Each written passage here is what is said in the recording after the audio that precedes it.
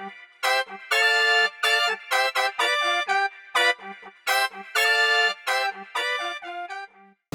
to another episode of Mondays with Milt.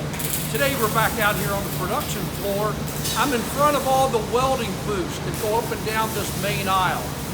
You know, welders, they are not an easy breed of people to find anymore.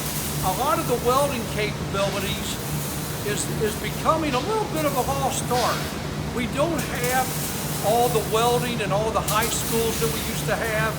The number of technical schools have kind of gone away. There's been a big push, as you know, over the last 20 years for the higher education. So at WireCrafters, we are always looking for good welders. It is an art, it is a craft that you have to put together our panels.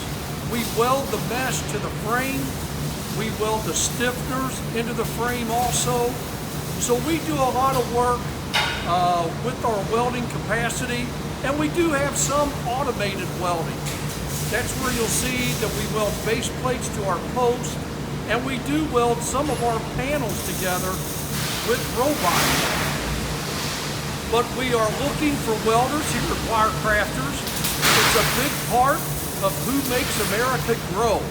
When you think of the bridges, when you think of the automakers, there is a lot of welding that is still needed in this country, and we're proud of the group of guys and gals that we have here that do the welding for WireCrafters.